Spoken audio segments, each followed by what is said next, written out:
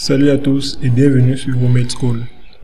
Dans cette nouvelle vidéo, il sera question pour nous de faire une présentation de l'interface de logiciel Envy et de quelques-uns de ses outils.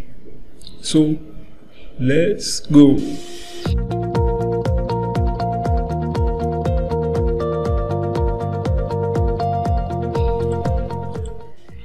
Ok, voici à peu près comment se présente notre interface. Ici, nous avons la barre de menu. En bas, la barre d'outils. Ici, le gestionnaire de couches.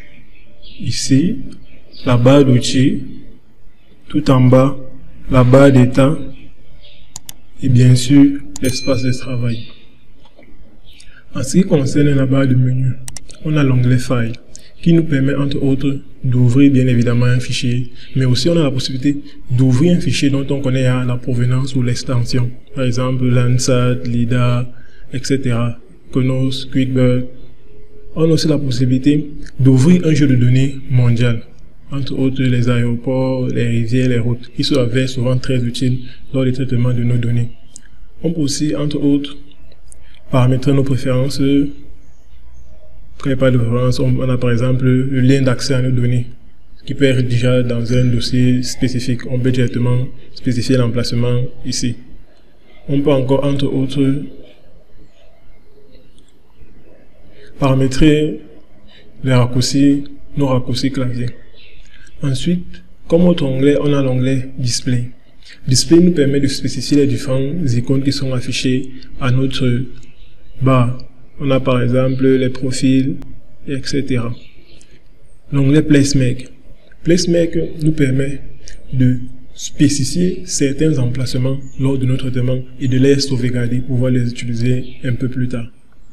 Dans l'onglet View, on a la possibilité de scinder notre espace de travail en deux ou plusieurs, selon les préférences de chacun ou bien selon les usages. Et enfin, on a l'onglet Help. Comme tout logiciel, fournit des informations relatives aux données traitées ou bien aux outils en présence. Ok. Après la barre de menu, comme on a dit tantôt, on a la barre d'outils. Pour la présenter, on va rapidement importer une image.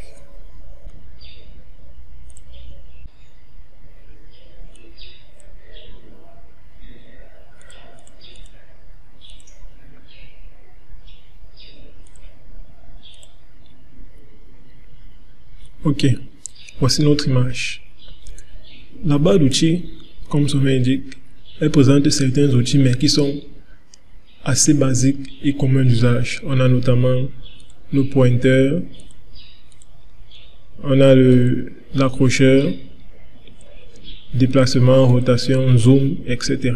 On a aussi la possibilité de roter notre image suivant un angle spécifique qu'on peut marquer ici, qui se définit suivant la flèche nord. Ensuite, on a l'outil Data Manager. Data Manager ou encore le gestionnaire des données relatives à notre couche en surbrillance, en recasser. Donc, il nous présente les différentes couches et certaines informations la concernant. Ensuite, on a le Cursor Value. Cursor Value, comme son nom l'indique, donne des informations, cette fois-ci relatives aux pixels où se trouve notre curseur. On a notamment la projection, le système de référence et l'indice spectral. Ensuite, on a les différents profils. On a la barre de luminosité, la barre de contraste, la barre de contour et celle de transparence. Je dézoome un peu nos images grâce à ma molette. Si je suis à ce niveau, lorsque je modifie un peu la valeur de luminosité, vous voyez moi comment mon image se modifie, l'affichage en fait, que ce soit la luminosité, que ce soit le contraste, que ce soit le contour ou encore la transparence. Ces quatre barres citées nous permettent de modifier l'affichage de notre image afin d'en exploiter plus d'amples informations selon un angle ou un aspect visuel différent. Ensuite, nous avons le gestionnaire de couches. Le gestionnaire de couches, on a premièrement l'overview que je peux afficher en cochant, décochant. Cet élément nous permet d'avoir une vue d'ensemble de toute notre image et de savoir où on se situe à travers le carré rouge qui est dans ces zones. Vous voyez, lorsque je le déplace, mon espace de travail se déplace également pour me spécifier que, en fait, mon carré d'affichage, le voici sur toute l'image entière. Ensuite, concernant une image, je peux dérouler ou la rouler pour voir les différentes bandes des différents canaux. En double-cliquant dessus, j'ouvre directement les métadonnées. Les métadonnées qui sont comme les données des données. On a par exemple le système de coordonnées, l'indice spectral et autres. En faisant un clic droit dessus, j'ai plusieurs autres options, notamment je peux la retirer, je peux zoomer dessus, ou bien je peux obtenir l'aide. Ok. Ensuite, après le gestionnaire de couches, on a la barre d'outils. La barre d'outils, la boîte à outils autant pour moi. La boîte à outils se distingue de la barre d'outils dans cette mesure où elle renferme les outils spécifiques et poussés de nos traitements. Notamment, entre autres, on a la correction géométrique, ou encore la classification supervisée, non supervisée, ou encore la correction radiométrique, et bien d'autres, que l'on verra dans les prochaines vidéos. Ensuite, on a la barre d'état. Comme son nom l'indique, en fait, elle nous renseigne sur l'état des traitements de nos données.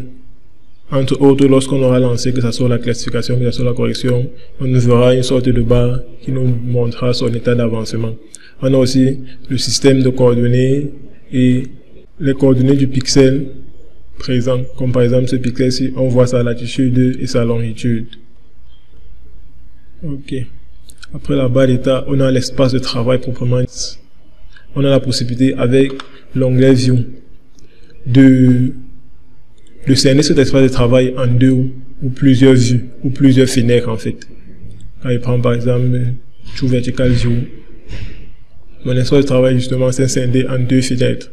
Je peux me balader dans les deux fenêtres en cliquant de part et d'autre. Et vous verrez que la fenêtre active, bien la vue active est en surbrillance, comme celle-ci. Donc je viens ici, j'importe rapidement une image, bon, disons la même image une fois.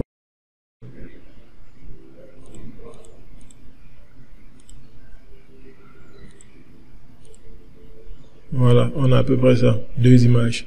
La particularité de diviser notre espace de travail est que on peut vouloir travailler sur la même image, mais à deux endroits spécifiques. Comme par exemple, comme on voit ici. C'est la même image, mais nous sommes à deux endroits spécifiques. Ou bien travailler sur deux images distinctes, de telle sorte qu'à pouvoir déceler leurs similitudes et bien d'autres. Donc, tout dépendant de leur traitement.